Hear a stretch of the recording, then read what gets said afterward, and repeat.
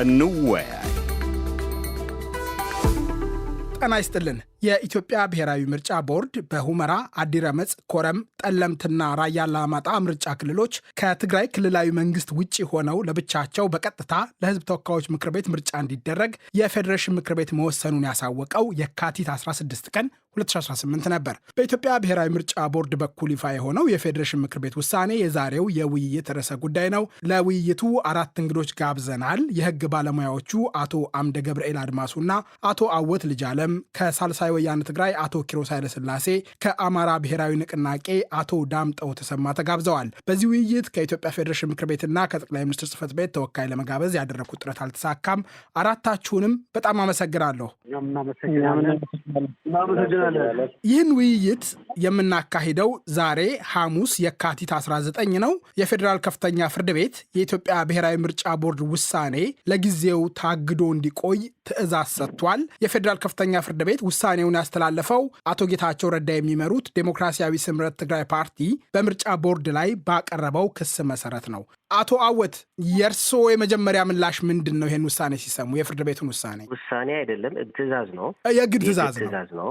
ጊዜያዊ የግድ ትዕዛዝ ነው። ጊዜያዊ የግድ ትዕዛዝ ማለት አንድ ጉዳይ የመጨረሻ እልባት እስኪያገኝ ወይም በሌላ ሁኔታ ትዕዛዝ እስኪሰጥበት ድረስ የሚሰጥ ትዕዛዝ ነው። ስለዚህ ውሳኔው ታግዶ እንዲቆይ የሚል ነው የተሰጠው ትዕዛዝ።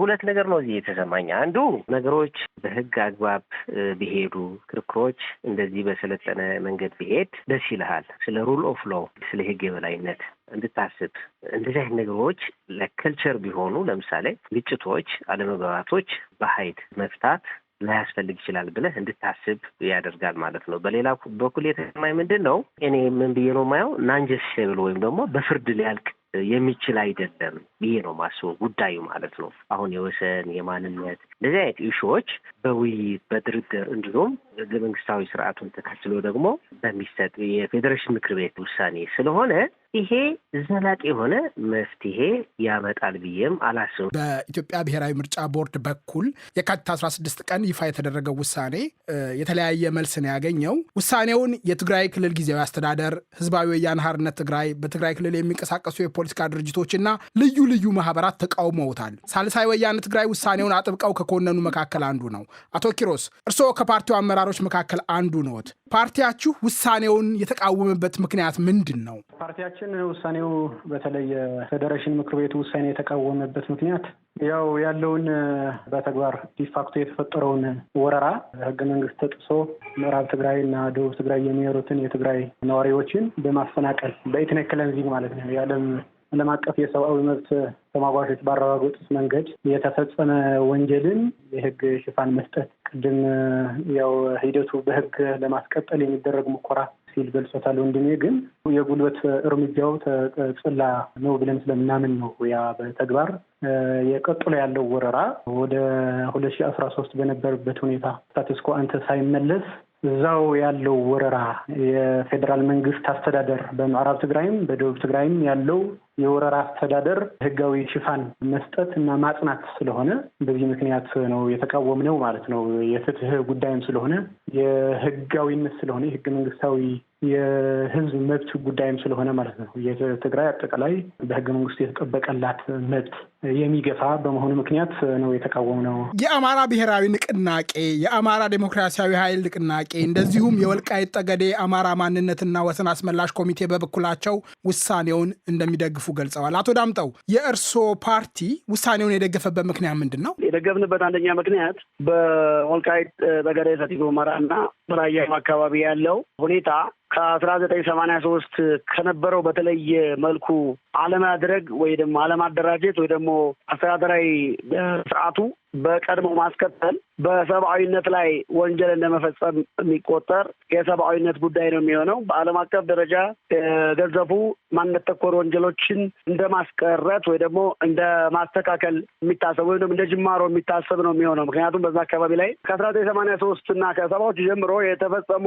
ታሪካዊ ስህተቶችን የማረም ኃላፊነት ያለበት ነው። የኢትዮጵያ ፌዴራላዊ መንግስት እንዲሁም የፌዴሬሽን ምክር ቤት ማንነት ተኮር ችግሮችና አለመግባባቶች ሲኖሩ እና ውሳኔ አሳልፎ ሌሎች ለሚያስፈጽሙ አካላቶች አቅጣጫ የመስጠት ኃላፊነት ስላለበት ይህም ደግሞ ከሰብአዊነት ጋር ስለሚያያዝ ዓለም አቀፍ ወንጀሎችን ከመከላከል በተለይ በትህነግ ሲከናወኑ የነበሩ ወንጀሎችን ከመከላከል አንጻር የሀገሪቱን ሰላምና መረጋጋት ለማምጣት ከሚደረግ ጥረት አንጻር የሚታይ ሆኖ እንዲሁም የራሱን ሀቅ የማያስነካ የሰውንም ሀቅ የማይነካውን የትግራይ ህዝብ በወልቃይት ጠገዴ ሰቲት ሁመራና በራያ ላይ እንዲያፈጥ ያንተ ነው የሚል ቅስቀሳ መደረጉ ትክክል ስላልሆነ ያንን የሚያስቀርና የወደፊት ሰላማዊ ግንኙነትን ሊፈጥር የሚችል መደላድል እንዲፈጠር የፌዴሬሽን ምክር ቤትም ሆነ ምርጫ ቦርድ እንዲሁም በቃላይ የሀገሪቱ ፖለቲካ ኃይሎች የፌዴራል መንግስት ጭምር ማለት ነው ከ1983 እስከ 2013-14 ድረስ የነበረው አስተዳደር እንዳይቀጥል ማድረግ ሁሉ ይጠበቅባቸዋል እና የህግ ሂደት ስለሆነ የህግ ሂደት ተከትሎ መስመር የያዝ እምነት ስላለን የፌዴሬሽን ምክር ቤት ውሳኔንና የምርጫ ቦርድ ውሳኔ ተቀብለነዋል። ግን ደግሞ እኛ ቢሆንልን የምንፈልገው የነበረው አሁኑኑ በአማራ ክልል ቢካለልና አሁኑኑ ወደ ምርጫ ቢገባው አማራ ክልል ማዕቀፍ ውስጥ ነበር። ግን ይህ ህግ ሂደቶችን ማለፍ ያለበት የእኛውን ውሳኔ ተቀብለነዋል። ስለዚህ ጉዳዩ ግን ከሰብአዊነት ጋር የሚያዝ ስለሆነ ነው የደገፍ ነው። አቶ አምደ ገብርኤል የህግ ባለሙያ ነዎት። የእርስዎ አተያይ እንዴት ነው? የፌዴሬሽን ምክር ቤት ውሳኔ ምን አይነት ትርጉም ነው የሰጡት? አቶ አምደ ገብርኤል። በእኔ በኩል እንግዲህ ከሁለቱም ሳይዶች የተወራው እንግዲህ ፓርቲዎች እና የፖለቲካ አቋሞች ናቸው። በሁለቱ በኩል እኔ ያው ሙያው የሆነውን ነገር ነው መናገር የሚጠበቅብኝ። ከዛ አንጻር በሁለት መልኩ የምደግፋቸውም የማልደግፋቸውም ነገሮች አሉ። አንደኛው ምንድን ነው የፌዴሬሽን ምክር ቤት ያሉት ስልጣኖቹ ምንድን ናቸው የሚለውን ነገር በህገ መንግስትና የፌዴሬሽን ምክር ቤት ስልጣንና ኃላፊነቱ ለመዘርዘር በወጣው አዋጅ ላይ የተሰጡ ስልጣኖች አሉ። አንደኛው የህገ መንግስት ትርጉም ነው። ሌላኛው በክልሎች መካከል እንደውም በህዝቦች መካከል መተጋገዝን፣ ሰላምን እንዲሰርጽ የህገ መንግስቱም በህዝብ መካከል እንዲሰርጽ የማድረግ ስራ ነው። ሌላው ከዚህ ከበጀት ሬሾ ጋር የተያያዙትን ስራዎች የተመለከቱት ስራዎች መስራት ነው። ሌላኛው ደግሞ ማንነት እንደዚሁም ደግሞ የራስን ዕድል በራስ መወሰን የተመለከቱ ጉዳዮች እነዚህን ስራ መስራት ነው የፌዴሬሽን ምክር ቤት ስልጣን በህገ መንግስቱም በአዋጁም በግልጽ እንደተቀመጠው ማለት ነው። በዚህ አካባቢ ላይ ምርጫ መካሄድ ይችላል የሚለው ነገር መጀመሪያ ሀሳቡን በጥሩ መልኩ የማየው ምንድን ነው የምርጫ መካሄድ ለዜጎች መብት ነው። ዜጎች በተለይ የመምረጥ መመረጥ መብት አላቸው።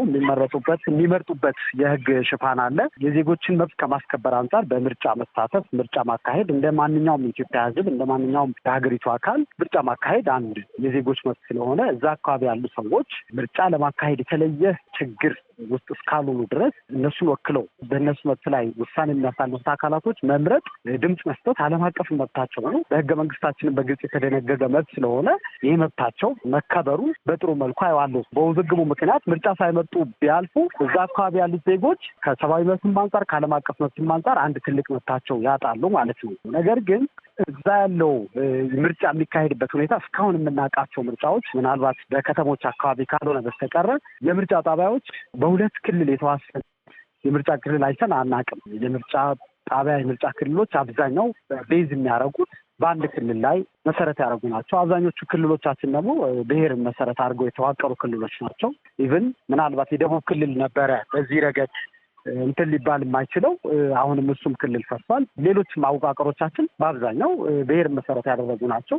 ዞኖችም ቢሆኑ በሁለት ዞኖች መካከል የምርጫ ጣቢያ በጋራ ተዋቅሮ አያውቅም፣ አይተንም ሰምተንም አናውቅም። ከዚህ አንጻር በእነዚህ አካባቢዎች በእነዚህ በወልቃይት ጠገዴ በተለይ በሰሜን ኢትዮጵያ አካባቢ ባሉት ክልሎች ላይ የፌዴሬሽን ምክር ቤት የሰጠው ውሳኔ ስልጣኑ የነበረው ምንድን ነው በአካባቢው ላይ የማንነት የድንበር ማካለል የወሰን ጥያቄ ካለ ያን ጥያቄ ሂደቱ በጠበቀ መልኩ ከክልሉ ጀምሮ እስከ ላይ ድረስ ሂደቱ በጠበቀ መልኩ ከክልሉ ጀምሮ ህገ መንግስቱን በጠበቀ መንገድ አዋጁን በጠበቀ መንገድ ማለት ነው የማንነት የማካለል ጉዳዮች ሲኖሩ በዛ ክልል መፈታት የማይችሉ ከሆነ ለፌዴሬሽን ምክር ቤት ጥያቄ ሲቀርብለት ያን የሚሄድበት ፕሮሲጀሮች አሉት። በዛ ፕሮሲጀር መሰረት በ2 ዓመት ጊዜ ውስጥ ውሳኔ መስጠት እንዳለበት አዋጁ ላይ ተደንግጎ ይገኛል እና በዛ 2 ዓመት ጊዜ ውስጥ የዛ አካባቢ ከዚህ ከወሰን ከማካለል ጋር ያሉት ኢሹዎች በ2 ዓመት ጊዜ ውስጥ ውሳኔ ያገኙ አይመስለኝም። እንደኔ ግምት ምናልባት አቤቱታዎቹ መቀረቡ በምን ጊዜ ቀረቡ የሚለው ነገር ግልጽ የሆነ መረጃ ባይኖረኝም ከአካባቢው ላይ ግጭት መፈጠር ከጀመረ ምን ያህል ጊዜ እንደሆነ ሁላችንም የምናውቀው ስለሆነ ማለት ነው ፌዴሬሽን ምክር ቤት በዚህ ረገድ ማድረግ የነበረበት እነዚህ አካባቢዎች በዚህ ክልል በዚህኛው ክልል ከማካለል ከሚለው ጋር ኢሹ ያለባቸው እንደመሆናቸው መጠን የህዝብ ውሳኔ ተደርጎበት ወይም ሪፈረንደም ተደርጎበት እስካሁን ድረስ ውሳኔ ማግኘት ነበረበት በየትኛው ክልል ውስጥ መገኘት ነበረባቸው እዚህ ያሉ ህዝቦች የሚለውን ነገር ቀድሞ ውሳኔ ማግኘት የነበረበት ጉዳይ ነበረ። ያ ውሳኔ ሳያገኝ አልፎ ይህ ውሳኔ ሳያገኝ አልፎ አሁን በምርጫ ጉዳይ ላይ ከሁለቱም ክልል እውቅና ውጪ በፊት እነዚህ ክልሎች እነዚህ አካባቢዎች የት ክልል ላይ እንደነበሩ ይታወቃል። ውሳኔ ሳይሰጥበት ጊዜው አልፎ ማለት ነው። ምርጫን በተመለከተ ግን በፌዴራል መንግስት ስር ሆነው ምርጫ እንዲካሄድ የተወሰነበት መንገድ ምናልባት ከህገ መንግስቱ ከተቀመጡት የፌዴሬሽን ምክር ቤት ስልጣንና በአዋጁ ከተሰጡ ስልጣኖች አንጻር እንደኔ ቅድሚያ ሊሰጠው የሚገባው የነበረው ከዚህ ከማካለል ጋር በየትኛው ክልል ውስጥ መገኘት አለባቸው እንዴት መሆን አለበት ነው ነገር እስካሁን ድረስ እልባት ማግኘት ስለነበረበት እሱ ሳያገኝ ነው ይህንን ውሳኔ የተሰጠው። ከዛ ውጪ የምርጫ ክልልን በተመለከተ በዚህ ክልል በዚህ ቦታ መሪነት ምርጫ መካሄድ አለበት የሚለውን ውሳኔ ለመወሰን የፌዴሬሽን ምክር ቤት ስልጣን ውስጥ የትኛው አዋጅ ላይ በህገ መንግስቱ የትኛው አንቀጽ ላይ ነው ስልጣን የተሰጠው የሚለው ዲቤተብል የሆነ ኢሹ ነው። የፌዴሬሽን ምክር ቤት ይህን ውሳኔ ለማሳለፍ ከየትኛው የህግ ክፍል ነው የመነጨው ከየትኛው ህግ ነው መንጭቶ ይህን መብት አዋርድ የተደረገው የሚለውን ነገር ለእኔ በራሱ ግልጽ ያልሆነልኝ ፓርት ነው። ምርጫ ቦርድ ከዚህ ቀደም የምርጫ ካርታ ሲያወጣ እነዚህ የምርጫ ክልሎች በትግራይ ክልል ስር እንደሚገኙ አሳይቶ ነበረ። ከዛ በኋላ እንግዲህ የፌዴሬሽን ምክር ቤት ከ2 ሳምንት ገደማ በፊት በጻፈለት ደብዳቤ የምርጫ ክልሎቹ ከትግራይ ውጪ ሆነው ምርጫ እንዲካሄድ መወሰኑን እንደተገለጸለት አሳውቋል። ብሔራዊ ምርጫ ቦርድ ይፋ ያደረገው 2 ሳምንት ገደማ ዘግይቶ ነው። ለምን እንደሆነ እዚህ ጉዳይ ላይ ማብራሪያ አልተሰጠም። በህገ መንግስቱ በህግ የእርስዎ አተያይ ምንድን ነው? ይሄ ውሳኔ ምንድን ነው የሚናገረው? አሁን የተጠቀሱት አካባቢዎች በትግራይ ክልል አስተዳደር ስር እንደሆኑ ይታወቃል። አሁን ያንን የምቀይርበት አግባብ ካለ እሱ ላይ ነው ዋና ፖይንት መሆን ያለበት። ቅድም የህግ ባለሙያ አቶ ኃይለ ገብርኤልም እየገለጹ ነበር። አምደ ገብርኤል ምንድን ነው አምደ ገብርኤል ይቅርታ። አሁን የወሰን ኢሹ ካለ በምን አግባብ እንደሚፈታ ስርዓት እኮ ተቀምጧል። የወሰን ኢሹ ካለ መጀመሪያ ክልሎቹ ቁጭ ብለው በውይይት ያዩታል ነው። አንቀጽ 48 ላይ በግልጽ ተቀምጧል። የወሰን የምናምን ኢሹ ብዙ ቦታ ላይ ያለ ኢትዮጵያ ውስጥ ብዙ ቦታ ማለት ነው። ስለዚህ ምንድነው መፍትሄ አስቀምጧል። በትግራይና በአፋር መካከል የወሰን ኢሹ ካለ ክልሎቹ መጀመሪያ ቁጭ ብለው ይወያያሉ፣ በድርድር ይፈቱታል። በድርድር ካልፈቱት ወደ ሀውስ ኦፍ ፌዴሬሽን ይሄዳል። ሀውስ ኦፍ ፌዴሬሽን ደግሞ የህዝቡ አሰፋፈርና ማንነት መሰረት አድርጎ ይወስናል ነው። በዚህ አግባብ የተወሰነ ነገር እኮ የለም። በዚህ አግባብ የተወሰነ ነገር ሳይኖር ማለት ነው የተቀየረ ምንም ነገር የለም። ልክ የሆነ ነገር የተቀየረ ነገር እንዳለ የተለወጠ ነገር እንዳለ አድርጎ ማቅረብ ትክክል አይደለም ማለት ነው። የሆነ አካል በኃይል ሊይዘው ይችላል የሆነ አካባቢ ማለት ነው። አሁን መሆን ያለበት ምንድን ነው? ያን በኃይል የተያዘ አካባቢ ወደ ስቴተስ ኮ ይመለስና ነው መቅረብ ያለበት። ትግራይም ሊኖራት ይችላል፣ የአማራ ክልል ሊኖረው ይችላል፣ ሌላ አካባቢ ሊኖር ይችላል። ጥያቄ ምን ችግር የለም። ኤቭሪዌር ሊኖር ይችላል ማለት ነው። ይሄ ባለመፈታቱ ምክንያት ነው አሁን የሀውስ ኦፍ ፌዴሬሽን የምርጫ ቦርድ አከራካሪ ሆኖ የመጣ። ቅድምም እንደሱ በህግ ባለሙያው የሀውስ ኦፍ ፌዴሬሽን እነዚህ አካባቢዎች በቀጥታ እንደዚህ አድርጉ፣ ከዚህ ክልል ወጥተው እንደዚህ አድርጉ ምናምን የማለት ስልጣን የለውም። ቅድምም አቶ ዳምጠውም እየገለጹት ነበረ። ብዙ ወንጀሎች የተፈጸሙ ስላሉ አስተዳደሩ መቀየር ነው ያለበት ብለዋል። ኦኬ አሁን ወንጀሎች ከተፈጸሙ መጣራትና ወንጀል የፈጸመው አካል መጠየቅ አለበት ብዬ እኔ ማምናለሁ። የትም ቦታ ማለት ነው። ወልቃይት ላይ የተፈጸመ ካለ ይጣራ፣ ኢንዲፔንደንት በሆነ አካል ይጣራ፣ ወደ ፍርድ ይቅረብ። ሌላ ቦታም እንደዚሁ ማለት ነው። ይሄ ፕሪንሲፕል ነው። እንደዚህ አይነት ሁኔታ ስላለ አስተዳደሩ መቀየር አለበት የሚል ግን በምን አግባብ ነው የሚቀየረው? እኔ ሳሙኤል ለምሳሌ አፋር ክልል ላይ ሊሆን ይችላል፣ አማራ ክልል ላይ ሊሆን ይችላል። የሆነ ቦታ ላይ በሆነ አካል ላይ ወንጀል ተፈጽሟል ብዬ ላስብ ይችላለሁ። እንደዚህ አይነት ሁኔታ ስላለ አስተዳደሩ ይቀየር የሚል ግን አግባብነት የለውም። በምን አግባብ ህገ መንግስቱ ላይ እንደዚህ አይነት ነገር አናገኝም ማለት ነው። ዋናው መፈታት ያለበት እኔ የሚመስለኝ ይሄ ነገር ነው ማለት ነው። ይሄ ነገር ስላልተፈታ ነው ወደ እንደዚህ አይነት ኢሹ የመጣ ነው የሚል ነው የኔ አቋም። አቶ ዳምጠው ይህ የወሰን ጉዳይ የመጣው ከ2013 እስከ 2015 በተካሄደው ደም አፋሳሽ ጦርነት ምክንያት በተፈጠረ ለውጥ ነው አይደለም? ቀደም ሲል አቶ አወት ያነሱት ጉዳይ አለ። በምን አግባብ ነው የሚፈታው? እንዴት ነው የሚያዩት እርስዎ? የዚህኛው ጉዳይ ከእንትኑም ወጣ ብለዋል። ጦርነት ውስጥ ገብተን ከጦርነት ማግስትም የፕሪቶሪያ ስምምነት የሚባል አለ። ያም ታሳቢ መደረግ ያለበት ጉዳይ ነው እና በክልሎች መካከል ችግሮች ሲፈጠሩ የፌዴሬሽን ምክር ቤት ውሳኔ ማሳለፍ ወይም መፍትሄ መስጠት ኃላፊነት አለበት። በግልጽም ፌዴሬሽን ምክር ቤት ስልጣን ላይ አንቀጽ 62 ንዑስ አንቀጽ 6 ላይ በክልሎች መካከል ለሚነሱ አለመግባባቶች መፍትሄ ይፈልጋል ይላል። ይሄኛው አንደኛዋ መፍትሄ ሊሆን ይችላል። አሁን አከላለሉን ቅድም በተባለው መልኩ የትግራይ የፓርቲ አመራር ወንድሜ እንዳሉት በህግ አግባብ እኛም ለምሳሌ እኔ እንደ አማራ ብሔራዊ ንቅናቄ አሁንኑ ቢካለል እፈልግ ነበር። ግን ደግሞ የህግ ሂደቱ ስላልተጠናቀቀና በህግ አግባብ በአግባቡ መልስ ስላላገኘ ይሄኛውን ቢያንስ በክልሎች መካከል ችግሮች ሲነሱ ወይም አለመግባባቶች ሲኖሩ ጣልቃ የመግባት መብት አለው እንዳልኳችሁ 62 ንዑስ 6 ላይ ይህንን ተጠቅሟል ብዬ ልወስድ እችላለሁ። ሌላም የብሔር ብሔረሰቦች ጉዳይ፣ የማንነት ጉዳይ፣ የራስን በራስ የመወሰን ጉዳይ ሲነሳ አይነት ጥያቄዎች ሲነሱ የፌዴሬሽን ምክር ቤት ጣልቃ ገብነት እንደሚኖረው ይገመታል። ይሄኛው ጉዳይ መደበኛ የፍትሐ ብሔር ክርክር ምናምን ጉዳይም ስላይደለ ከህገ መንግስታዊ መዋቅር ሁሉ ወጣ ብሎ የህገ መንግስት ጥሰት ተፈጽሞ ስለነበረ ጦርነት ተጀመረ ማለት የህገ መንግስት ጥሰት ነበር ማለት ነው እና ስለዚህ ያንንም የማረም ሂደት ላይ ስላለ ወደ ህገ መንግስታዊ ስርዓቱ የማምጣት ሂደት ነው ብዬ ነው ልወስድ የምችለው። ይሄኛው አሁን የፌዴሬሽን ምክር ቤት ቅድም ባልኩ ህግ አግባብም ሊሆን ይችላል። ሌላኛው ደግሞ የፖለቲካ ጥሰቱ ወደ ደም አፋሳሽ ጦርነት ስለተሻገረ ያንን ለትግራይ ክልል ወደ አማራ ክልል ሰጥቶ አሁንም ውዝግቡም ከፍ ሊያደርግ የሚችል ውሳኔ ሊወስን እንደማይችል ሳይንስም ምንም ማወቅ አይጠይቅም። ስለዚህ የፌዴሬሽን ምክር ቤት አትሊስት ያለው ስልጣን ምንድን ነው? ማንነት ጉዳይና መሰል የክልል መዋቅሮች የማይግባቡ ከሆነ ይህን ያደርጋል። ቅድም ከክልሎች መነሳት አለበት ውይይት ተደርጎ ከዛ በኋላ ክልሎች ሳይችሉ ሲቀሩ ሂደቶች አሉት የሚለውን ነገር ፎር ግራንት እቀበለዋለሁ እንዳለ። ግን ያንን ሳይሆን ቀርቶ መግባባትን ምንም ተሞክሮ ብሎ ጥያቄው ተነስቶ ሁሉ ለፌዴሬሽን ምክር ቤት ቀርቦ የማንነት ጥያቄ ያለኝ የሚለው ቀርቦ እሱን የሚቀበል አካል ባለመኖሩ በተለይ ከወንድሞቻችን ከትግራይ ክልል ጫንጮና መቼም ስፍልታ የታፈኑትን የማንነት ጥያቄ ያነሱ ሰዎችን ማስታወስ የሚከብድ አይመስለኝም 2010 ላይ እና በዛ ደረጃ የሆነውን ጉዳይ አሁን መልሶ አንደኛው ክልል ላይ ማስቀመጥ ለፌዴሬሽን ምክር ቤት አዳጋች ሆኖበታል ብዬ አምናለሁ እና ከህግ አግባብም መብት እንዳለው ማሳያ የተጠቀሰ አንቀጽ አለ። ግን ደግሞ ይሄኛው ሀይ ፖለቲክስ ከሚባለው አጀንዳ ውስጥ ገብቷል። ይሄ ግን የፖለቲካ ውሳኔዎችን የሚጠይቅ እንጂ በአንደኛው ማዕቀብ ብቻ ይፈታል ብዬም አላለም። ኢብን የፍርድ ቤት ውሳኔ ገዳ ያስቀመጠው ራሱ እንደው ሊፈጸም የማይችል ልክ የህገ መንግስት ጥያቄ ሊያስነሳ የሚችል ጉዳይን በመደበኛ ፍርድ ቤት ክርክር መፍትሄ ይሰጣለሁ እንደማለት ስለሚሆን ይሄ ከታሪካዊ ዳራ ከነባራዊ ሁኔታ ከህጋዊነት ከፖለቲካው ጉባሬ ጋር አብሮ ተያይዞ መሄድ ስላለበት የፌዴሬሽን ምክር ቤት ውሳኔ ሆነ የምርጫ ቦርድ ውሳኔ ችግር ፈችነት ላይ ያተኮረ ነው ብዬ አምናለሁ።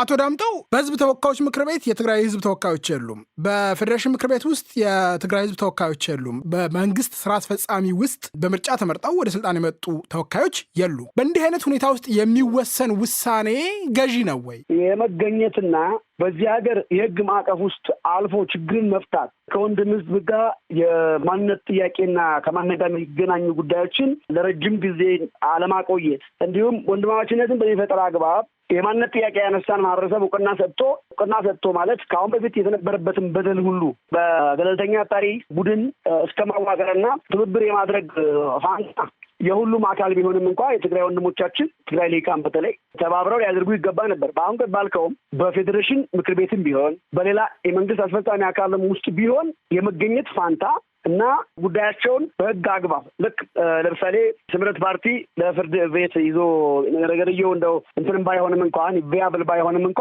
በፍርድ ቤት ይዞ እንደቀረበው እነሱም በተመረጡበት አግባብ ቀድሞ የነበረውን ስታተስ ኮ እንፈልገዋለን ብለው የመሄድ ፋንታ የነሱ እኔ እሱን የቤት ስራ አልሰራም። እኔ ልሰራ የምችለው እውነት የህዝብ የምናውቀው ህዝብ ነው። የትግራይ ህዝብና የአማራ ህዝብ በዛች ወቅትና በራያ አካባቢ የመንዳቂዎች በአግባቡ ተስተናግደው ገለልተኛ አካልም አይቶት የኢትዮጵያ ህግ ማዕቀፍ ቢሆን ማስተናገድ እችል እፈልጋለሁ። ከመፈለግ አንጻር ደግሞ ቅድም ከሰብአዊነት ጋር ሁሉ ይገናኛል ያልኩትን ወስደህልኝ የፌዴሬሽን ምክር ቤት ውሳኔ ደግሞ ለኢትዮጵያ ይሆናል። አሁንም በግጥ እነሱም አንተ ያልከውን አላሉም። ለምሳሌ ወንድሞቼ ፌዴሬሽን ምክር ቤትን ስልጣን ድና ያላረጉም አይችልም። በተለይ ደግሞ እኛ የሌለንበት ስለሆነ የራሱ ጉዳይ አላሉም ስላላሉ ተቀብለውታል ማለት ነው። ያንን በተቀበሉበት አግባብ ከዛ ስታተስ ኮ አንጻር ነው የማወራው።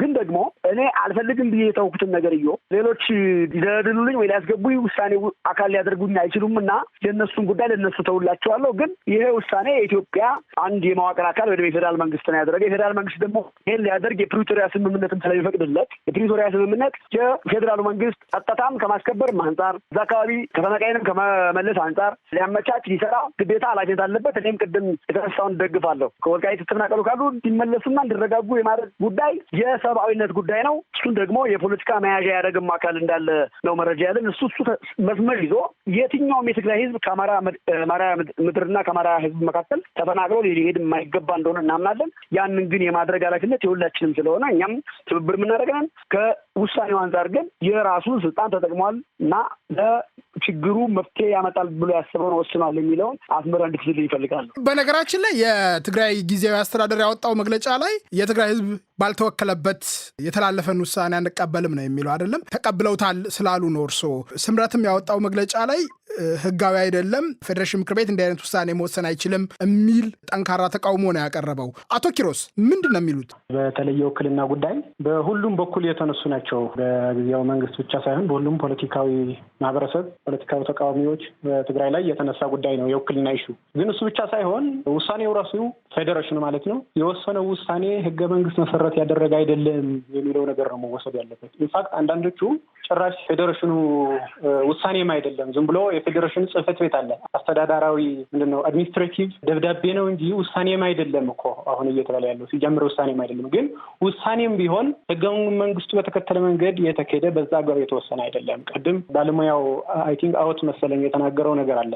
የወሰን አከላለል ጉዳይ ሲነሳ መጀመሪያ ሁለቱም ክልሎች በአስማሚ መንገድ አሚካብል በሆነ መንገድ ለመፍታት ይጥራሉ። ያ ካልቻሉ ወደ ፌዴሬሽን ምክር ቤት ይመራል ነው። በ2008 አባይ ወልዱና አቶ ገዱ አንዳርጋቸው የሁለቱም ክልሎች አስተዳዳሪ እያሉ በዚያ አግባብ ለመፍታት ሞክረውታል። ፋይናል ኤንድ ባይንዲንግ ውሳኔ ተሰጥቶታል ማለት ነው። ከዛ በኋላ ሊነሳ አይችልም። አሁን እየተነሳ ያለው ጦርነቱ ከተነሳ በኋላ ኃይል ተጠቅመው ምዕራብና የትግራይ አካባቢዎች ወደ ፌዴራል መንግስት አስተዳደርነት በህገወጥ መንገድ እንዲካለሉ ከተደረገ በኋላ ያን ሳይለወጥ እና ህገ መንግስት ላይ የተቀመጡት አካሄዶች ሳይሟሉ የተደረገ በተለይ ደግሞ ፎርማል የሆነ የይገባኛል ይሁን የውሳኔ ጥያቄ አልቀረበም። እንደውም ቅድም የአቡኑ ተወካይ ሲናገሩት የነበረው ነገር ራሱ አንድ ማሳያ ነው። ከ83 ዓመተ ምህረት በፊት የነበረው ነገር መቀጠል እንደሌለበት የሚለው የኃይል የሸፍጥ መከራከሪያ እንጂ ሁሌም ስለሚደጋገም ባይዘወይ ህገ መንግስት መሰረት ያደረገ ፎርማል የሆነ የይገባኛል የወሰን ጥያቄ ሊቀርብ የሚችልበት እድል የለም። ሶፋርም የለም። ሀውስ ኦፍ ፌዴሬሽን ደግሞ በራሱ ተነሳሽነት ዝም ብሎ እንዲህ ብሎ ሊወስን አይችልም። በዛ መንገድም አልወሰንም ሊወስንም አይችልም ማለት ነው። ምክንያቱ አሁን በኃይል አግባብ ሁኔታው ጦርነቱ በፈጠረው ሁኔታ ከትግራይ ክልል ውጭ ሆነዋል። እስከዚያ ድረስ ግን በትግራይ ክልል ውስጥ አስተዳደር ሆኖ መቀጠል ያለበት ጥያቄ ያለበት ሰው ደግሞ ያመጣል፣ በውይይት ለመፍታት ይሞክራል፣ ከዛ ይሄዳል። የፕሪቶሪያ ስምምነት ከዚህ ተያይዞ የተነሳ ነገር አለ። የፕሪቶሪያ ስምምነት ባይዘው ህገ መንግስቱን ሊተካ አይችልም። የፕሪቶሪያ ስምምነት ፖለቲካዊ ሰነድ ነው። እነዚህ ሲዋጉ የነበሩ ኃይላት አሉ፣ ፌዴራል መንግስትና ህወሓት ማለት ነው። ራሱ ስምምነቱ በሚገልጽ መልኩ ስንገልጻቸው ፌዴራል መንግስት ያው ብልጽግና ሆነ እንጂ የሁላችንም መንግስት ነው መሆን ያለበት። የአንድን ክልል ወኪል ሆኖ የስምምነት ተስማሚ ወገን ሊሆን አይችልም። ዘሴም ኢዝ ትሩ ቲፒኤልኤፍም ቢሆን አንድ ሪበል ግሩፕ ነው። የግዛት ወሰን ጥያቄ የሚመለከት ጥያቄ የሚቀርበው ግን የሁለቱም ክልላት ርዕሳነ መስተዳደር በሁለቱም በአግባቢ መንገድ ለመፍታት ሲሞክሩ ያ አልሆን ሲል ነው ወደ ሀውስ ኦፍ ፌዴሬሽን የሚመራው። በዚህ መንገድም ተሞክረዋል። ፕሪቶሪያ ስምምነት ላይ ያለው ዝም ብሎ ሀረግ እነዚህ ኃይላት በጦርነቱ ምክንያት የተፈጠሩ ለውጦች አሉ፣ ብዙ ለውጦች ተፈጥረዋል። እነዚህ ነገሮች ወደ ነበሩበት እንዲመለሱ ፖለቲካዊ ኮሚትመንት እንዲወስዱ ሁለቱም ኃይላት ተዋጊ ኃይላት ስለነበሩ ያን ኃላፊነት የሚያሸክም ነው እንጂ በህገ መንግስት ያለውን አሰራር ተኩቶ ሊሰራ የሚችል አይደለም። ስለዚህ ይሄ ተቀባይነት የሌለው መሆኑ ከወንጀልም ተያይዞ የሚነሳ ነገር አለ። ወንጀል ስለተፈጸመ አከላለሉ ሊቀየር ማለት አይደለም። ትግራይ ላይ ያሉ ኩናማዎች የትግራይ መንግስት ወንጀል ስለፈጸመባቸው ወደ ኤርትራ ሂዱ ሊባል አይችልም። በዛው ክልል ባለው ሁኔታ መብታቸው ይከበርላቸው። ወንጀል ከተፈጸመባቸው ደግሞ ወንጀል የፈጸመ ተጠያቂ ይሆናል። ትግራይ ይሁን አማራ ይሁን በኢትዮጵያ ስር ነው ያለው። ሁሉም የጋራ መሬት ነው ህገ መንግስቱ እንደሚለው። ግን አስተዳደሩ በትግራይ ነው። ምዕራብ ትግራይ በህገ መንግስት መንገድ ቅድም በጠቀስኩት መንገድ እስካልተለወጠ ድረስ ዝም ብሎ በዘፈቀደ ሊቀየር የሚችልበት እድል አሰራር የለም ነው የኛ ክርክር። አሁን ያለው ከ83 ዓመተ ምህረት በኋላ ያለው አሰራር ማንነት መሰረት ያደረገ ነው፣ ቋንቋ መሰረት ያደረገ አደረጃጀት ነው። ይሄንን ለማፍረስ ታሪክ ማንሳት አያስፈልግም። ታሪክ ከተነሳ እርግጥ ትግራይም የራሷ ክላይም አላት። ለምሳሌ ትግራይ አሁን ጎንደር ሂስቶሪካሊ ይመለከታታል። አሁን ጎንደር ላይ ተብሎ በሚጠቀሱ ቦታዎች ከተማው ሳይቀር ሂስቶሪክ ትግራይ የነበረበት ሁኔታ አለ እና ያን መሰረት ተደርጎ ዝም ብሎ እንዲሁ የኛ ነው ብለን ክሌም ብናነሳና ኮንቴስቴሽን ላይ ብናደርግ እንደ ክልል ያ ክልል ትግራይ ጥያቄ ስላነሳበት ከአማራ ክልል ተነስቶ ዝም ብሎ እንዲሁ በዘፈቀደ ወደ ፌዴራል መንግስት ይተላለፍ ሊባል አይችልም። ስለዚህ የምዕራብ ትግራይ ጉዳይ በዚህ ደረጃ የሚታይ ነው። ኮንቴስቴድ ምናምን ሲባል ይነሳል። ፕሪቶሪያ ስምምነት ላይ ያለው ያ ለምዕራብ ትግራይ ይሁን ለደቡብ ትግራይ የሚገልጽ ነገርም የለው። በግምት ነው እንጂ የሚከደው ትግራይ በቆቦም ታነሳው ጥያቄ ነው፣ በመተማ የምታነሳው ታሪካዊ ጥያቄ ነው፣ በላሊበላ የምታነሳው ታሪካዊ ጥያቄ ነው። አይታወቅም። እንደዚህ ብሎ የለም። በዘፈቀደ የሚከድበት ነገር የለም። አሁን የሚገዛን ህገ መንግስቱ ነው። ያ ደግሞ ዋንስ ተዋቅረዋል። እነዚህ ክልሎች ቋንቋ፣ ማንነት፣ አሰፋፈር መሰረት አድርገው ተዋቅረዋል። ማንነታቸው ደግሞ ቋንቋቸው የምዕራብ ትግራይ ህዝብ ትግርኛ ተናጋሪ ነው። በቃ ማንነቱ ትግራዋይ ነው። ሌላ ቀርቶ የማንነት የምን ጥያቄ ያለን የሚሉ ሰዎች ሳይቀር የማይክዱት ነገር እነ ደመቀ ዘውዱ ሳይቀር እኮ ከቋንቋችን በስተቀር ማንነታችን አማራንን ሲል ሰምቼዋለሁ። ህገ መንግስቱ ታዲያ ምን አለ? ቋንቋ ነው የአከላለሉ አንድ መሰረት። ስለዚህ ቋንቋው የማንነቱ መገለጫ ነው። ቋንቋው ግን ትግርኛ ነው። ቋንቋችን ትግርኛ ነው ደጋግሞ ሲል። ስለዚህ አሁን ያለው አሰራር ያን ማንነት መሰረት ያደረገ አከላለል እስከሆነ ድረስ ይሄ ህገ መንግስቱ እስካልተቀየረ ድረስ ዝም ብሎ በኃይል ሊቀየር የሚችልበት እድል የለም ነው ወሳኙ ነገር። እዚህ ታሪክ ምናምን የትህነግ ወንጀል ምናምን ማለት ኢሬሌቫንት ናቸው። ይህን ጉዳይ በሰለጠነ ውይይት ለመፍታት የሚያግዙ የሚረዱ መከራከሪያዎች እንዳይደሉበት። የሁለተኛውም አድረስ ማድረግ የፈለኩት ነገር ያለ አይ ቲንክ ከዜጎች የመምረጥ መብት ተያይዞ አቶ አምደ ገብርኤል ያነሱት ጥያቄ ያለ የትኞቹ ዜጎች ናቸው መብታቸው ኤክሰርሳይዝ የሚያደርጉት? የት ያለው? የምዕራብ ትግራይ ተወላጆች እኮ ከሚሊዮን በላይ የሚያልቁ ተፈናቃይ ካምፕ ነው ያሉት። በህገ መንግስት አግባብ ወደ ከተፈናቀሉበት ወደ ንብረታቸው እንዳይመለሱ እየተሰቃዩ ባሉበት ሁኔታ እነዚህ ነዋሪዎች መብታቸው የሚያስከብር እስከሆነ ድረስ ችግር የለውም ብሎ የምታለፉ ያለውን ነባራዊ ሁኔታ ግምት ውስጥ ያላስገባ ሆነ ስላገኘሁት ነው። እንዲሁም እነዚህ የሀውስ ፌዴሬሽን ይቺ አድረስ ላደርጋት ሀውስ ኦፍ ፌዴሬሽን ዝም ብሎ መብት አለው ስልጣን አለው ተብሎ በጥቅሉ ተገልጾ ያለፈ ነገርም በምን ሁኔታ ነው ስልጣን ያለው? አንድ ጥያቄ ሲነሳ ነው። ሁለተኛ ደግሞ ፕሮሲጀራሊ የአዋጅም ተጠቅሶ ህገ መንግስቱም ተጠቅሶ በ2 ዓመት መፍትሄ ማግኘት አለበት የሚለው ነገር ከመች ነው የሚቆጠረው? ለምሳሌ አሁን ባለው ሁኔታ ይሄ ኢንፎርማል ወረራ እንደ ይገባኛል ወይ የወሰን ጥያቄ ቆጥረን ከተነሳን እንኳን 5 ዓመት ሆኖታል፣ 6 ዓመት ሆኖታል። ስለዚህ 2 ዓመት የሚባለው ትሬሾልድ ታልፈዋል ማለት ነው። ስለዚህ እንደመብት ታልፎ ተብሎ ወደ ነበረበት ይመለሳል እንጂ አሁን አቶ አምደ ሚካኤል እንኳን ባነሱት ሀውስ ኦፍ ፌዴሬሽን እንዲሁ በደፈናው ስልጣን አለውና እንደዚህ አይነት ውሳኔ መወሰኑ ትክክል ነው ተብሎ ተድበስብሶ የሚያልፍ አይደለም።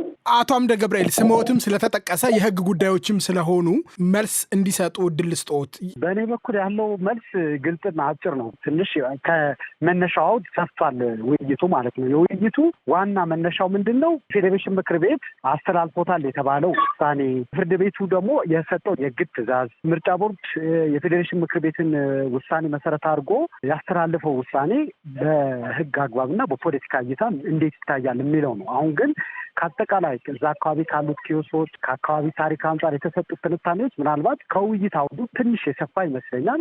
ፍርድ ቤት ሰሞኑ የሰጠው እገዳ እንግዲህ አሁን በውይይት በሰማሁት መሰረት ፍርድ ቤቶች ካሉት አንዱ ችሎቶች በዚህ በህገ መንግስታዊ ጉዳይና ዲሞክራሲ መብትን በተመለከተ ባሉት ጉዳዮች ላይ ውሳኔ መስጠት ስልጣን ያለው ችሎት እንደተቋቋመ ይታወቃል። ከዚህ አንጻር ያለ ስልጣን የሰጠው ብይን ወይም ትዕዛዝ ሊሆን አይችልም። ምክንያቱም እንደነዚህ አይነት ኢሹዎች በመጡ ሰዓት የማየት ስልጣን ያለው ችሎት እንዳለ ሁላችንም እናውቃለን።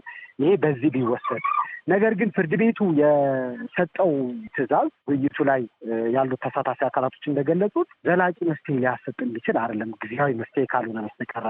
ሲቀጥል የፌዴሬሽን ምክር ቤት ምርጫውን በተመለከተ ብቻ ነጥሎ የሰጠው ውሳኔ በተመሳሳይ ለጉዳዩ ዘላቂ መፍትሄ የሚያሰጥም አይደለም። በእኔ እይታ እንደሙያ አተያይ በክልሎች መካከል ከድንበር ማካለል ጋር ከማንነት ጋር ከወሰን ጋር የሚነሱ ጉዳዮች ላይ ውሳኔ መስጠት ስልጣን አለው እንጂ ምርጫ በዚህ ቦታ ይሄ አካባቢ ለዚህ ምርጫ ይሂድ ብሎ የመወሰን ስልጣን የተሰጠበት መንገድ በፌዴሬሽን ምክር ቤት ስልጣንና ኃላፊነቱ በተዘረዘረበት አዋጅም ሆነ በህገ መንግስቱ ይህን በተመለከተ ስፔሲፊካሊ የተሰጠው ስልጣን አላገኘውም። እኔ ሪፈር ባረኩት መሰረት ማለት ነው። መሆን የነበረበት ከአወሳሰን ጋር ከአከላል ጋር በተያያዘ የተነሱት ኢሹዎች ህገ መንግስታዊ ፕሮሲጀራቸውን ጠብቀው ከሁለቱ ክልሎች አመራሮች ጋር ውይይት በማድረግ በውይይት መፈታት የማይችል ከሆነ ሌላው ሌጋል ፕሮሲጀር ተከትሎ ወደ ፌዴሬሽን ምክር ቤት የሚመጣበት ባለቤት ኖሮት ፌዴሬሽን ምክር ቤት አቤቱታ ይዞ የሚመጣ አካል ኖሮት በፌዴሬሽን ምክር ቤት ታይቶ ውሳኔ የሚሰጥበት ነበረ። ከዚህ ከወሰን አከላል እና ከማንነት ጉዳይ ጋር የተመለከቱት ጉዳዮች ማለት ነው። ይሄ ውሳኔ ባልተሰጠበት ሁኔታ የምርጫ ክልሉ በዚህ ቦታ በፌዴራል መንግስት በሚመራበት መንገድ የምርጫ ክልሉ በዚህ መንገድ ይሂድ ብሎ የተሰጠው ውሳኔ ሊሆን አስተዳደራዊ ትዕዛዝ በእኔ እይታ ከህግ የመነጨ ነው ወይ ከህገ መንግስቱ የመነጨ ነው ብዬ አላምንም። ነገር ግን በመጨረሻ ማስቀምጠው ከዚህ ከምርጫ ጋር በተያያዘ አንድ ተወያይ ያነሱት ጥያቄ ምንድን ነው? ከምርጫ መሳተፍ ጋር በተያያዘ ዓለም አቀፍ መብት ነው ብያለሁ። እዛ ጋር ሰዎች እነማን አሉ እነማን የሉም፣ ሰዎች ከሌሉ እኮ ይሄ ውይይት አያስፈልገም። ተመራጭ ከሌለ ይሄ ውይይት ለምን አስፈለገ? ቦታው ላይ ማንም ሰው የለም በአሁኑ ሰዓት ያሉት እንዲህ አካላቶች ናቸው የሚለው የውይይቱም አካል አይደለም። ምርጫ ግን ማካሄድ ለዜጎች የሚወክላቸውን ሰው የሚመርጡበት ከዛ ውጪ ማን ሊያስተዳድራቸው እንደሚፈልጉ ድምፅ የሚሰጡበት ስለሆነ መሰረታዊ መብት ነው፣ ዓለም አቀፍ መብት ነው። እኛ ህገ መንግስት ላይ ደግሞ መሰረታዊ መብቶች ተብለው ከተደነገጉት መብቶች አንዱ የመምረጥ መመረጥ መብት ነው። ይሄ መብት በምንም መንገድ እንዲታጣ ማይፈለግ መብት ነው፣ መሰረታዊ መብት ስለሆነ ማለት ነው። መሰረታዊ የዲሞክራሲ መብት ስለሆነ ማለት ነው። እና ይሄ ህዝብ የመምረጥ የመመረጥ መብቱ ማጣት አለበት ብዬ አልልም። አንደኛው ትልቁ አቋም ይሄ ነው። ከዛ ውጪ ግን በምርጫ ሰበብ ተብሎ ግን ህገ መንግስቱና ሌሎች ዝርዝር ህጎች መሰረት ያላረጉ ለምሳሌ ከማንነትና ከድንበር ወሰን ከማካለል ጋር በተያያዙ በሁለት ክልሎች መካከል በተፈጠሩ ግጭቶች ላይ የተመረኮዙ ኬዞችን በሌላ መንገድ ውሳኔ ለመስጠት መሞከር ዘላቂ መፍትሄ የማያመጣም ከህግም የመነጨ ስልጣን ኖሮት የሰጠው ነው ብዬ ስለማላምን እኔ አቋም ይሄ ነው። አቶ አወት አሁን የተባሉት ጉዳዮች ላይ ምን አስተያየት አለዎት? ዋናው መፍትሄ የሚያመጣ ወደ ስቴተስ ኮ በመመለስ ከዛ በኋላ ጥያቄ ማቅረብ ነው ብያለሁ። አሁን አቶ አብረ ገብርኤል ያነሱት ፖይንት ምንድን ነው? ምርጫን የሚመለከት አሁን መሰረታዊ መብት መሆኑ ትክክል ነው። ነገር ግን ዝም ብሎ ምርጫ ማለት ነው ምርጫ ለማድረግ ብቻ አይደለም መደረግ ያለበት። ሼም ኢሌክሽን ሊሆን ይችላል ለይምሰል ማለት ነው። ፌር መሆን አለበት። ፌር መሆን አለበት ሲባል ለምሳሌ ተፈናቃዮች አሉ፣ የምዕራብ ትግራይ ተፈናቃዮች። አንድ የምዕራብ ትግራይ ተፈናቃይ መምረጥ ወይም ደግሞ መመረጥ ቢፈልግ እዛ ሂዶ መምረጥና መመረጥ ይችላል ወይ? ይሄ በጣም ኢምፖርታንት የሆነ ጥያቄ ነው ማለት ነው። ሌላው ምንድነው እዚህ ጋር ያለው ለምሳሌ የፕሪቶሪያ ተደራዳሪ የሆነ የህወሓት እውቅና ሰርዟል። እዛ ላይ ጥያቄዎች አሉ። ዝም ብሎ ያለ ፓርቲ ምናምን ስለሆነ አይደለም። ህዝቡ ለምሳሌ ያን ፓርቲ መምረጥ ቢፈልግ አሁን እኮ አንዱ በጣም ሊገዳደር የሚችል ተወዳዳሪ እንዳይሳተፍ አድርገህ ማለት ነው። አንዱ የምርጫ ፌር የሚያደርገው ተወዳዳሪ ነው። ባይዘ አሁን ትግራይ ውስጥ አንድ ትልቅ ተወዳዳሪ ህወሓት ነው። እሱ እንዳይሳተፍ አድርገህ ምርጫ ስታደርግ ማለት ነው ፌር ይሆናል ወይ? አሁን የፓርቲ ምናምን ኢሹ አይደለም። ሌላም ቢሆን ተመሳሳይ የሆነ ያደርግ ምንድነው ከፈለገ ሰው እንዲመርጠው ከፈለገ እድሉን መዝጋት የለብህም የሚል ነው። ስለዚህ አቶ አምደ ገብርኤል ያነሱት ፖይንት እኔም እስማማበታለሁ። ምርጫ መደረግ አለበት፣ የተመረጠ መንግስት ነው መግዛት ያለበት፣ ስልጣን መያዝ ያለበት የሚል በጣም መሰረታዊ የሆነ ነገር ነው። ነገር ግን ፌር መሆን አለበት ነው። ምርጫው ዝም ብሎ አደረግኩ ለማለት ሳይሆን ሼም ኢሌክሽን መሆን የለበትም፣ ፌር መሆን አለበት። የምርጫው ዋና ዓላማ እኮ ምንድን ነው? ህዝቡ የፈለገውን እንዲመርጥ በመረጠው አካል እንዲገዛ የማድረግ እኮ ነው። አሁን ትግራይ ውስጥ እንደዚህ አይነት ሁኔታ አለ ወይ? ህዝቡን የመረጠውን እንዲገዛ የሚያስችለው ሁኔታ ትግራይ ውስጥ አለ ወይ የሚል ነው። ትግራይ ውስጥ እኮ ጀስት ኖርማል የሆነ ኑሮ መኖር የማይቻልበት አይነት ሁኔታ ነው ያለ። ከዚህ አንጻር ነው የማየው። ዋናው ፖይንት ግን ይሄ ተጨማሪ ነው ለእኔ ማለት ነው። የምርጫ ምናምን የሚለው ተጨማሪ ሆኖ ወደ ስቴተስ ኮ ማለት አሁን ከጥቅምት 24 2013 በፊት ወደ ነበረው ሁኔታ ትመለስና ከዛ ጥያቄ ያለ በህግ አግባብ በስርዓት ነው መቅረብ ያለበት የሚል እኔ በጣም ዋናው ፖይንት ብዬ የማስበው ነው። ከዛ ውጭ ግን ዝም ብሎ የትግራይና የአማራ ምናምን ብለን መውሰድ የለብንም። ይሄ በአጠቃላይ በአገሪቱ ማለት ነው ምንድነው ፕሬሲደንስ ነው የሚሆነው። ትግራይ እንደዚህ አካባቢ ድሮ የትግራይ ክፍለ ሀገር ነበረ ብላ ኃይል ካገኘች የሆነ ቦታ ላይ ትይዛለች። ከዛ የሆነ ቦታ ላይ ይዛ እዚህ ላይ ሪፈረንደም ማድረግ እዚህ ጋር እንደዚህ አድርግ የሚል ከሆነ አሁን በስርዓት ሳይሆን ጥያቄዎችን በጉልበት የመፍታት ፕሬሲደንት አንዱ ደግሞ እንደዚህ ጉልበት ሲያገኝ ደግሞ ያንን ይቀይራል። አሁን አቶ ዳምጤም ሲያነሱት የነበረ አንድ በጣም ኢምፖርታንት ነገር ምንድን ነው? የትግራይና የአማራ ህዝብ ለብዙ ዓመት አብሮ ይኖረ ነው። እዚህ ላይ እኔም እስማማለሁ ማለት ነው። ችግር አለበት ብዬ አላምንም። አንድ ላይ የመኖር ኮኤግዚስት የማድረግ ችግር የለበትም። ችግሩ ያለ ሊቃን በፖለቲከኞች ላይ ነው ብዬ እኔም አምናለሁ ማለት ነው። አሁንም መፍትሄው የሁለቱም ህዝቦች አንድ ላይ የመኖር ሁኔታ በማይጎዳ መልኩ መሆን እንዳለበትም አምናለሁ ማለት ነው። ይሄ በጣም መሰረታዊ የሆነ ነገር ነው። ዋናው ፖይንት ግን ምንድን ነው? በኃይል የሚደረግ ለውጥ ዘላቂ መፍትሄ አያመጣም። ደግሞ ሌላው ኃይል ያለው ሌላ የሆነ ነገር ያደርጋል። ኦሮሚያ ክልል ጉልበት አለኝ ብሎ ሲያስብ እቺ እኮ ድሮ የኔ እንትን ነበረች ምናምን እያለ ይዛል። የአማራ ክልልም በኦሮሚያ ላይ እንደዚህ ያደርጋል። የትግራይ ክልልም ይሄ ድሮ እንትን እኔ ገዛው ነበር ምናምን። እንደዚህ አይነት ሁኔታ አይደለም ሆነ ወደ ስቴተስ ኮ ያንን እንደ መነሻ እንጠቀመውና ከዛ ጥያቄ ሲኖር በህገ መንግስት አግባብ መፈታት አለበት የሚል ነው የኔ ሀሳብ። አመሰግናለሁ። አሰቃቂ ጦርነት ውስጥ አልፋለች ሀገሪቱ። አሁንም ግጭቶች አሉ። እናቶች አሉ ከቀያቸው የተፈናቀሉ ልጆቻቸውን ቀብረው በቅጡ አልቅሰው ያልወጣላቸው የአካል ጉዳተኛ የሆኑ ወጣቶች አሉ። በጦርነቱ ምክንያት ኢትዮጵያ ላይ የደረሰው ሰብአዊ ቀውስ፣ ፖለቲካዊ ኪሳራ ብርቱ ነው። አሁንም ሌላ ጦርነት ይቀሰቀሳል የሚል ስጋት አለ። በፌዴራል መንግስትና በትግራይ መካከል ያለው መቃቃር ላይ የበለጠ ልዩነት የሚያሰፋ እንዳይሆን ወደ ሌላ የቀውስ አዙሪት ሀገሪቱ እንዳትወድቅ ምንድን ነው ሊደረግ የሚችለው? እንደው አጠር አድርጋችሁ አቶ ዳምጠው። ቀደም ሚስኮት እንዳልደረግ ሰጋለሁና እሱን ላብራራ። አሁን የፌዴሬሽን ምክር ቤት ውሳኔ ቋሚ ውሳኔም አይደለም፣ የወሰን ማካለል ውሳኔም አይደለም። አንድ ኢንሲደንት ነው። አንቀጽ 62 7 አርቲክል 6 ላይ ያለው በክልሎች መካከል ለሚነሱ አለመግባባቶች መፍትሄ ይፈልጋል። የፌዴሬሽን ምክር ቤት መፍትሄ ይፈልጋል ሲባል ለምሳሌ የተፈናቃይ ችግር ሲገጥም መፍትሄ ሊፈልግ ይችላል። የመመረጥና የመምረጥ መብት የሚገታና የሚገስ ሁኔታ ሲፈጠር ሊፈልግ ይችላል። የወሰንና ማንነት ችግር ወይ ደግሞ ያረበበ ጦርነት ሊኖር የሚችል ሁኔታ ሲኖርም መፍትሄ ሊፈልግ ይችላል ብዬ ነው የማስበው። ለምን ካላችሁ ደግሞ ህገ መንግስት የፖለቲካና የህግ ሰነድ ነው እንጂ ደረቅ ህግ አይደለም። ሲተረጎም ቢሆን ያው ተርጓሚ ያለው እንጂ ኮንቴክስቹዋላይዝ ተደርጎ የፖለቲካ ሁኔታና የነባራዊ ሁኔታ እንዲሁም የመርህ ጉዳይ ታሳቢ ተደርገው ስለሆነ ደረቅ አይደለምና ያ መፍትሄ ይሰጣል ሲባል መፍትሄ ያፈላልጋል ሲባል ምን ሊያደርግልን ነበር ታዲያ ነው። ይሄ ግጭት ጠያቂያችን ባልከው መልኩ በጣም በተካረረበት ሁኔታ ሁለቱም ክልል በራሱ በቆመበት አግባብ እዛም የማንነት ጥያቄ አለኝ ብሎ ከ1984 ጀምሮ ጥያቄ የቀረበው 84 ጀምሮ ሲያቀርብ የነበረ ኃይል ስላለ የእሱንም ፍላጎትና የፖለቲካ ጉዳይ ታሳቢ ተደርጎ እንደ አይነት ውሳኔ መወሰኑ እንደውም የፌዴሬሽን ምክር ቤትም ሆነ የምርጫ ቦርድን ገለልተኝነት የሚያሳይ ነው ብዬ ነው የማምነው። ምክንያቱም ችግር ባለበት ሁኔታ ላይ ለችግሩ መፍትሄ ያፈላልግ የሚል የህግ አንቀጽ ስላለ ማለት ነው። ስለዚህ ከዛ አንጻር እንድትፈልጋለሁ። የተፈናቃይ መመለስን በተመለከተም የትግራይ ልጆች ወልቃይትም፣ ራያም፣ ሰቲት ሁመራም የትም ከካምፕ ወጥተው ወደዛ የመሄድ ምርታቸው እንዲከበር ነው እንጂ የኛው ህዝብ ብቻ የሚል የለም። ወደፊት መፍትሄም ሊያመጣ የሚችለውና ጤናማ የማህበረሰብ ሊኖር የሚችለው አሁን ያልኩ ሲሆን ነው። አንዱ ገሎ አንዱ ተገፍቶ ምናምን አይሆንም። አንደኛው አስተናጋጅ ህግ ኖሮ አይቻልም እና በዛ አግባብ እንዲታይ እወዳለሁ። እኔ ታሪካዊ ነገር ማንሳት አልፈልግም። ታሪካዊ ነገር ብናነሳም የነ ልዑል ራስ መንገሻ ስዩም ንግግሮችን 2008 ላይ ከመለስካቸው አማጋ ያደረጉትን እናውቃለን። ከሰሜን መረብ ነው ድንበራችን፣ ከደቡብ ደግሞ ተከዜ ነው የሚለው ንግግራቸውን የትግራይ ክልል አስተዳዳሪ ነበሩ።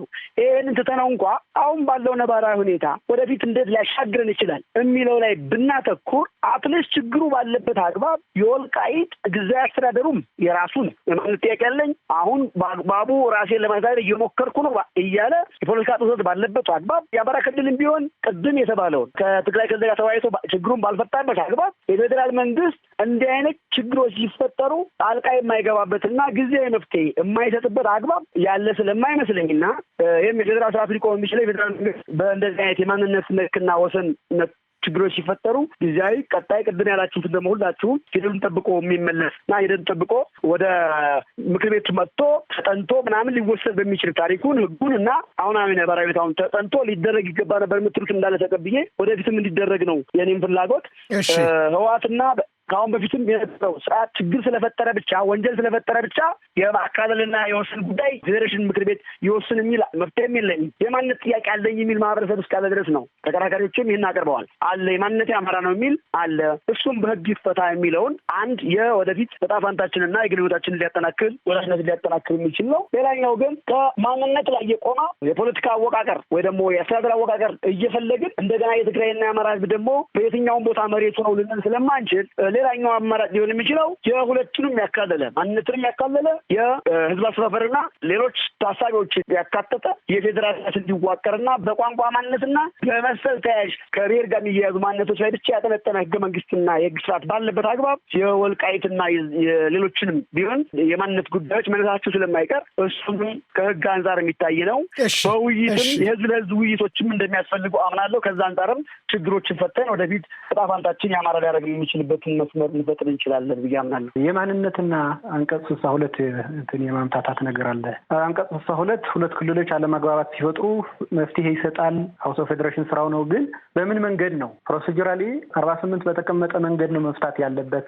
ከመጣም ነው ከማንነት ጥያቄ አብሮ የሚያስኬድ ነገር የለውም። የማንነት ጥያቄ በክልል ውስጥ የሚስተናገድ ሌላ ሰፐሬት ጥያቄ ነው። ለምሳሌ በትግራይ ውስጥ የአክሱም ህዝብ እኔ ማንነቴ አክሱም እንጂ ትግራይ አይደለሁም ቢል ትግራይ ውስጥ የሚስተናገድ ጥያቄ ነው። በወልቃይትም ህዝብ የተለየ ማንነት አለኝ ካለ በትግራይ ውስጥ የሚፈታ ችግር እንጂ ለአማራና ለትግራይ የማያግባባ አንድ ችግር ተደርጎ ወደ ሀውስ ኦፍ ፌዴሬሽን በቀጥታ የሚሄድበት እድል የለም። የማንነትን ጥያቄ በዛም መንገድ በትግራይ ክልል ምክር ቤት ያለፈ የማንነት ጥያቄ የለም። ሁለቱም ጥያቄዎች የተለያዩ መሆናቸው መታወቅ አለበት። ቅድም ከምርጫ አይ ቲንክ አሁን እዚህ የተከራከርነው ምርጫ መደረግ አለበት የለበትም በሚል ጥያቄ አልተነሳም። ቅድም ሀውስ ኦፍ ፌዴሬሽን ምርጫው በፌዴራል ቁጥጥር ስር ሆኖ ይካሄድ የሚል አዲስ ውሳኔ ወሰነ እንጂ ቀድሞም እኮ ምርጫ ቦርዱ ምንድን ነበር ያለው? በትግራይ ክልል ውስጥ ሆኖ ምርጫ ይካሄዳል። ስለዚህ በዚያም ሆነ በዚያም ሆነ ምርጫ ይካሄዳል ነው። የት ሆኖ ይካሄድ ነው እንጂ ይካሄድ የሚል ጥያቄ ባልተነሳበት መንገድ የማራጮች መብት ነው ተብሎ የሚነሳበት ከእንትን ተቀላቅሎ የሚነሳበት መንገድ የለም። የስ መብት ነው የሚያከራክር ነገር የለም። ግን ተፈናቅለው የመኖር መብታቸው ይሄ ኒር ሰርቫይቫል መብታቸው አደጋ ውስጥ ሆነው ያሉት ዜጎች ምን ይሁኑ ነው? የትግራይ ተወላጆች እነዚህ በሌሉበት ነዋሪው የሌለበት ምርጫ ሊካሄድ ይችላል ወይ? በላይ ደግሞ አይ እዛ ዜጎች አሉ ችግር የለውም ቢባል እንኳን በትግራይ ክልል ሆነውስ ምርጫ መካሄድ አይችልም ወይ? መጀመሪያ የምርጫ ቦርድ ውሳኔም በዛ መንገድ ትግራይ ክልል በህገ መንግስቱ መሰረት ትግራይ ክልል ስር ሆኖ ምርጫ እንዲካሄድ ነበር እቅዱ ያወጣው። ለዛ መሰረት ይቻላል ማለት ነው። ወደ ፌዴራል መሄድ የተለየ መብቱ በተለየ መንገድ ኤክሰርሳይዝ እንዲያደርግ አይረዳውም። ስለዚህ ከዛ አንጻር የምናይበት ምንም ምክንያት ሊኖር አይችልም። ከመፍትሄው አንጻር ቅድም የተነሱት ኮንሰርን ጠያቂው ያነሳቸው እንትኖች ትክክል ናቸው። በተለይ አሁን ባለበት ሁኔታ ለጦርነት መቀስቀሻ ነገርየውን እንደ አዲስ አጡዞ ለጦርነት አጀንዳ ለማድረግ የታሰበ ይመስለኛል እንጂ ቅድም በጠቀስኳቸው ምክንያቶች ይሄ ምርጫ ቦርድ ያወጣውን እቅድ መሰረት ተደርጎ በጦርነቱ ምክንያት የተፈጠሩ ለውጦችን ወደ 2012 የነበረ ሁኔታ መመለስ እና ምርጫ ማካሄድ ከዛ ጥያቄ ሲነሳ እንኳን በአግባቡ ህገ መንግስቱ ቢፈቅደው መንገድ መፍታት እና ለህገ መንግስቱ ተገዢ ሆኖ መሄድ ይገባው ነበር። ያው የፌዴራል ስልጣን የተቆጣጠረው ኃይል ግን ያ አይፈልግም። የትግራይን ህዝብ በተለይ ደግሞ እንደ ዜጎችም አይቆጥራቸውም።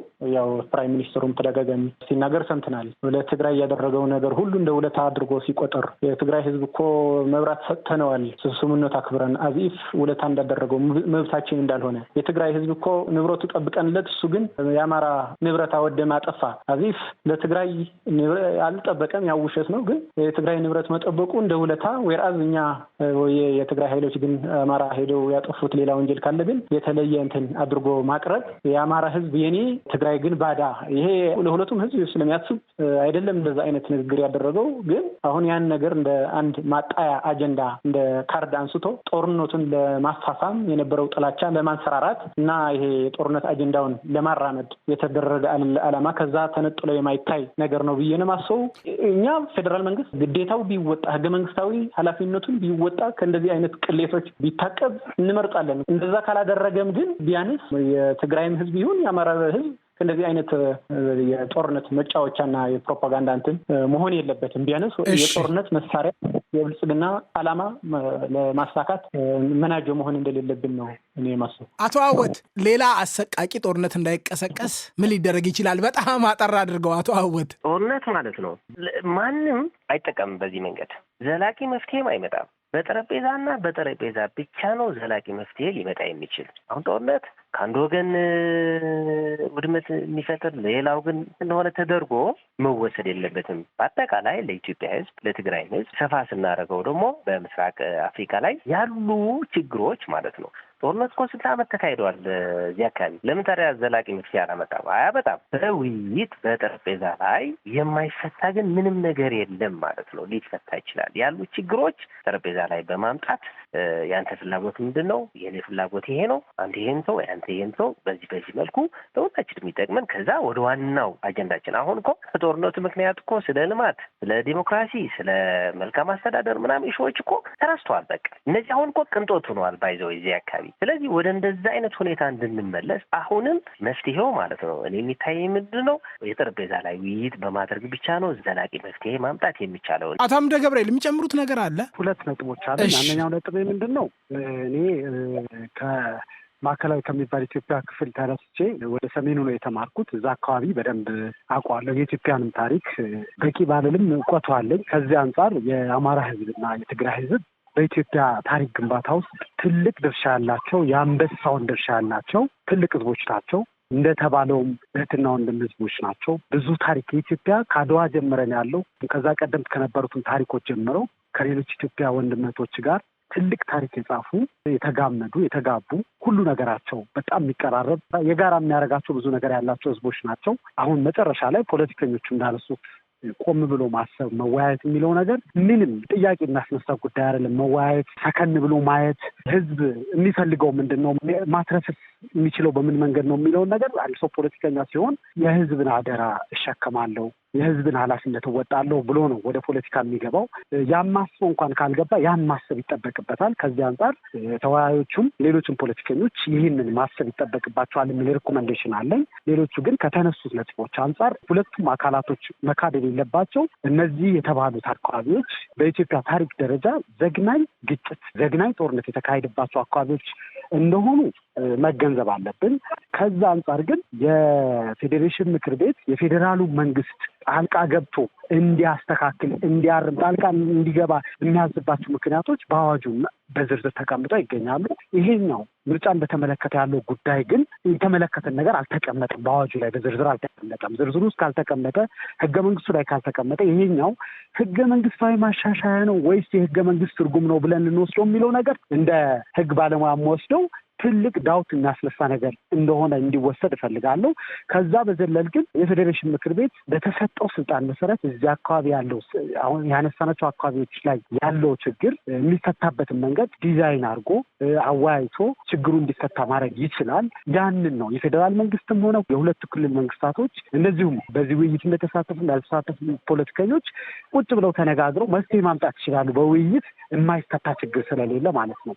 ከአሁን በኋላ ግጭትም እንዳይኖር ወደ ባሰ ነገርም እንዳይገባ ውይይት ያስፈልጋል፣ መስከንም ያስፈልጋል። ይሄ ክችች ብሎ የኔ ሀሳብ ካልተከበረ የኔ ሀሳብ ካልተከበረ ተብሎ ተይዞ ወዴት ሊሄድ እንደሚችል ባለፉት 5 እና 6 ዓመታቶች ውስጥ ያየናቸው እውነታዎች አሳይተውናል። በእርግጥ ከ2013 ጀምሮ ያሉት ታሪኮች የሚነግሩት በእንደዛ አይነት አቋም ህዝብ ላይ ምን ሊደርስ እንደሚችል አይተናል። ስለዚህ በሰከነ መንገድ መወያየት ማየት ያስፈልጋል የሚል ሙያዊም እንደ ዜጋም ሪኮሜንዴሽን አለኝ። በዚህ ውይይት ላይ ከፌዴሬሽን ምክር ቤት እና ከጠቅላይ ሚኒስትር ጽሕፈት ቤት ተወካይ ለመጋበዝ ሞክሬ አልተሳካልኝም። ነገር ግን የህግ ባለሙያዎቹ አቶ አምደ ገብርኤል አድማሱና አቶ አወት ልጅ አለም እንደዚሁም ደግሞ ከሳልሳይ ወያነ ትግራይ አቶ ኪሮስ ኃይለሥላሴ ከአማራ ብሔራዊ ንቅናቄ አቶ ዳምጠው ተሰማ አራታችሁንም በጣም አመሰግናለሁ። ጤና ይስጥልኝ።